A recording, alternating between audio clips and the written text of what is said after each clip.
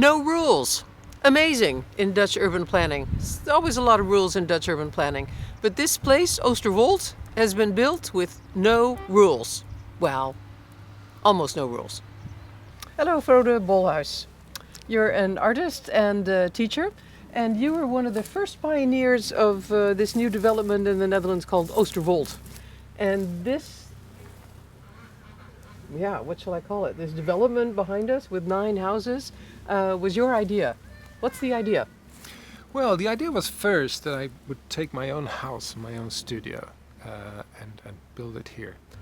And this is not just an experiment in building with much fewer rules than usual in Dutch planning, but also a social experiment. What's your experience been? Yeah, that's how that's what it became. It didn't sound like that, but it definitely became like that. It's been very good.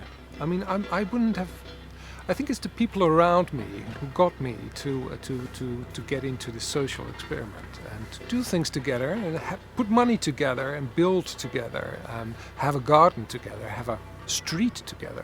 Oosterwold was announced as a new experiment in Dutch planning with very few rules. And of course, as we all know, Dutch planning has lots of rules normally.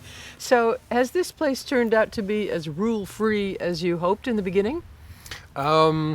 It didn't. Of course, it didn't. Eventually, we did have to tackle quite a few rules. I must say, I do believe that it's better now. But we were the first ones, and as the first ones, we had to, open the road, and there were lots of new things happening here. Like the road. I mean, the road was one of the great examples. How do you get this network of roads built by hundreds of people to work, and how do you have a sewer system that works?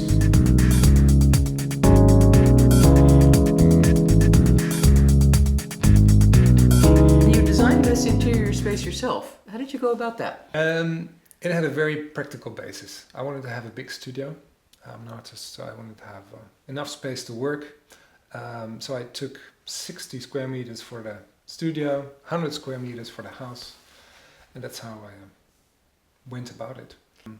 The interiors of all these 9 houses are the same or all different? Completely different. Completely different? Really different, yeah. So I work here as well, so I have a big working space. Some people work with a smaller working space.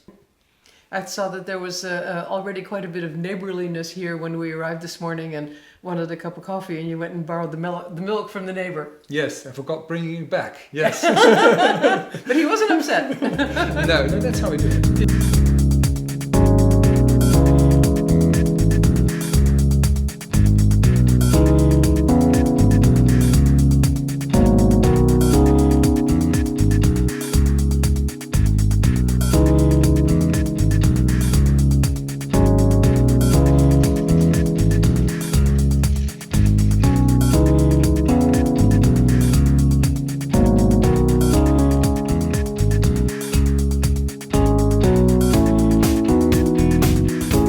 About this, the urban plan of Oosterwold. It's different from any other place in the Netherlands. Absolutely.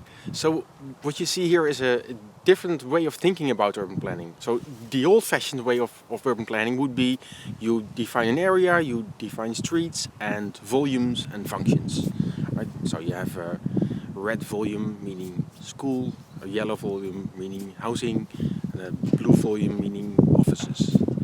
And this is a bit of awkward way of defining life, because urban planning should be, of course, about life. So if you define life in blue boxes, red boxes and yellow boxes, and you can say how high they are and that's it, seems a bit mediocre way of thinking about how to design places where we live. I was really surprised to hear that the government let utilities like water, sewage, roads, that they were willing to leave that to the individuals who came to live here. To me, that seems very much in the Dutch tradition of creating a collective interface on which people can then add houses. But they really went all the way on this. Why did the municipalities decide to do it this way? Well, I think it was at first they thought it was very interesting. Secondly, I think it was also a budget thing. I think it's cheaper. And what happens and what I really like is that you feel very much involved as a person who lives here.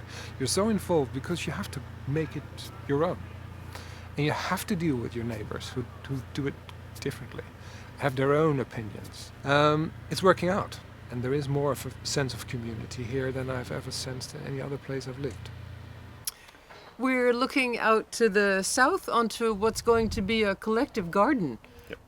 It's a huge space, and nobody has put fences around their garden. I think that's remarkable. Yeah, that's also something we have like a collective garden.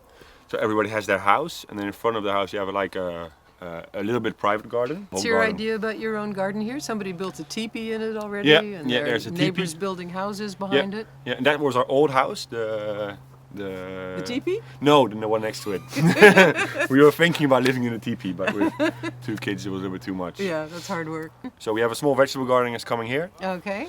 and this is going to be a small piece of grass, and then we'll see what happens. In a country with such a rigid planning tradition as the Netherlands, an area like Oosterwold is a really interesting experiment. To what extent will people be willing to invest the time and the money and the social effort into not only designing and building their own house, but also building the roads and putting in the water system and the sewage system? This is really, on the one hand, it's asking a lot. On the other hand, it's giving people a lot of opportunities. And this is something really new for the Netherlands. It's no surprise that this is happening in the area around Almere, on the new land that was reclaimed from the sea after the war in about 25 years ago. Almere recently celebrated its 25th birthday. And Almere has made a tradition for itself in new experiments in housing. Many years ago, in the mid-'80s, they had new areas in which people could design really totally anything. And they're still there, and that spirit of innovation and entrepreneurship is something that is still strongly associated with the new land, as the Dutch call it. And I think now with the housing shortage in the Netherlands, there's going to be even a lot more interest in Oosterwold, although the question will still be, are people willing to put in the time and the effort? It's a complicated social process. You really have to be willing to work closely with your neighbors. Your neighbors may be your friends, and your friends may become your enemies in the course of this entire process. Nobody really knows how this is going to go. In Oosterwold, there were also some issues with speculators who took it upon themselves to build the houses and put in the sewage and the water systems, and then sold the houses to just regular customers. The city of Almere has now stopped that because that's not the spirit of the place. When you walk around Oosterwold now, it actually still looks rather desolate. There's a lot to be done. There's still a huge amount of land unbuilt.